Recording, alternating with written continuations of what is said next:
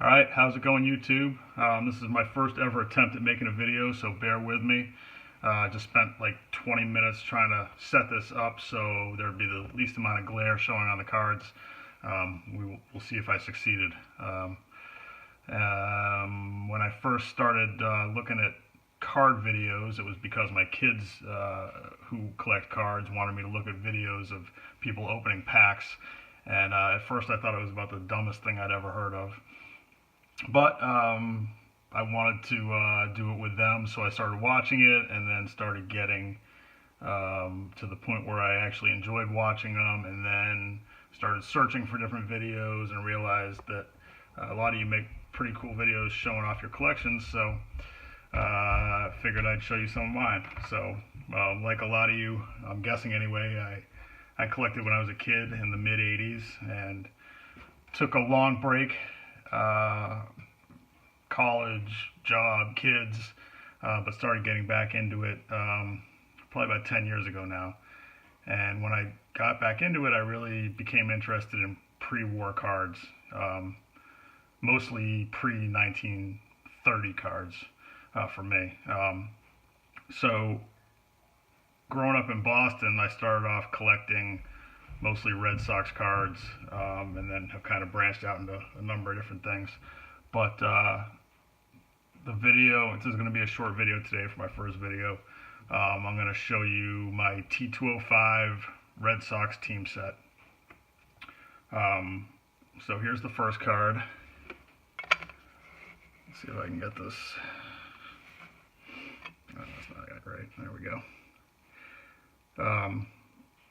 These cards were produced by the American Tobacco Company in 1911.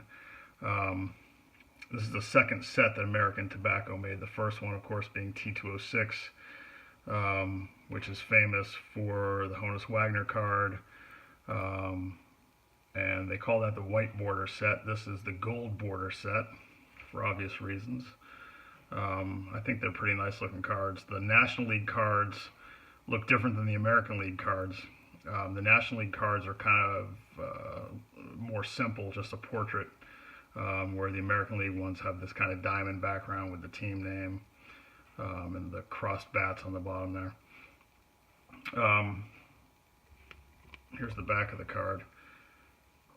The T205s, I believe, were the first set to include a bio of the player and also stats on the back, which is pretty cool. They also had, obviously, since they were made by American Tobacco, advertising for different cigarette companies. This is a Sweet Caporal cigarette ad on the back. There's also Piedmont, which is another very common back. With the T206s, some people really get into collecting the different backs. I guess people do that for T205 also, but it's more popular with T206. I don't know how many different back variations there are, but probably at least 10 or so. So anyhow, this one's graded a 3 by SGC. With the gold borders, they chip really easily, as you can see on this one. This one's got pretty bad corners, but not a bad looking card. Alright, so we'll set that one over here.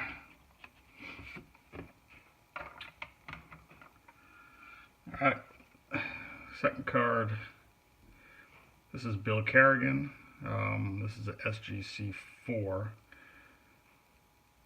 When I bought this one, I hadn't really gotten into centering too much, or really taking much into consideration into the centering of the card. This one is centered really poorly. On the back, you can almost see the top of the next card. So at some point I might upgrade this one. But not a bad looking card. There aren't really any creases. The corners aren't terrible. Alright, that's the second card.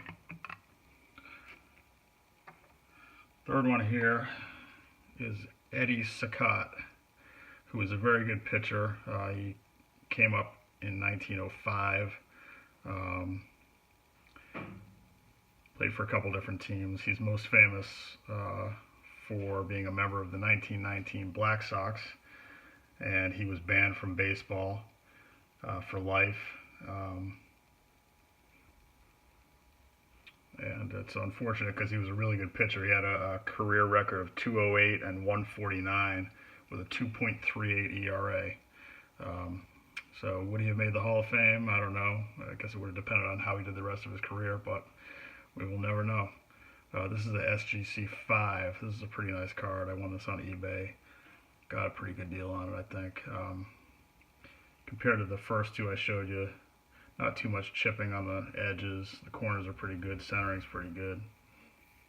This is also a sweet Capril back on this one. All right, Eddie Saccott.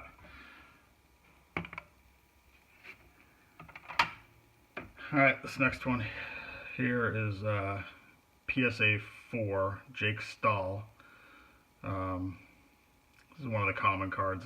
This one's not very hard to find. This has a Sovereign cigarette back. So you can see the print color is green to match the Sovereign ad. This one's kind of cool because of what it says on the back. It says, Jake Stahl, who announced early in 1911 that he had decided to quit baseball for more prosaic work in a bank, became known as a good player when in college. So he was going to quit baseball and work in a bank, which probably paid better back then. But this card is also in decent shape. It's got the same kind of corner problems that we saw in the other ones, but not a bad card. All right, the next three, although not players that are in the Hall of Fame or really particularly famous for anything, these next three are short prints, so these are pretty difficult to find. This one is Ed Carter. This is a PSA 2.5. It's got some pretty severe creasing. The centering's not bad, but it's got some chipping on the side there. You can see the white on the border there. Really noticeable creases on the back. But this is a pretty tough card to find. So I went ahead and got this one. At some point I might try to upgrade it. But that's it for now. Ed Carter. This one here is another short print. John Red Kleinow. This is a pretty nice card. I got this one on eBay also. I've been searching for it for a long time. This is the SGC 4.5 Piedmont back.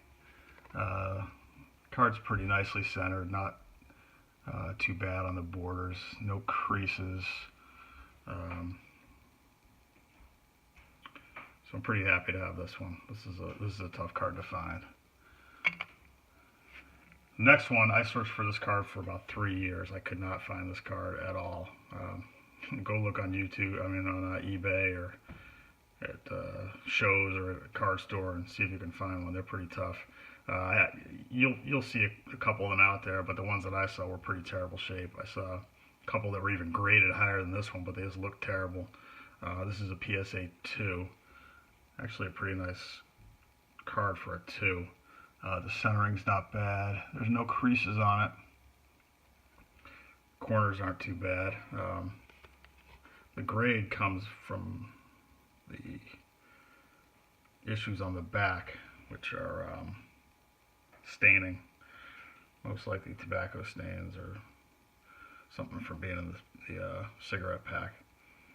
But I was pretty happy with the way the front of it looked, so that's why I picked up this card. And I looked for it for about 3 years before I found this one, so I was happy to have it. Tough card to find. Put that one there.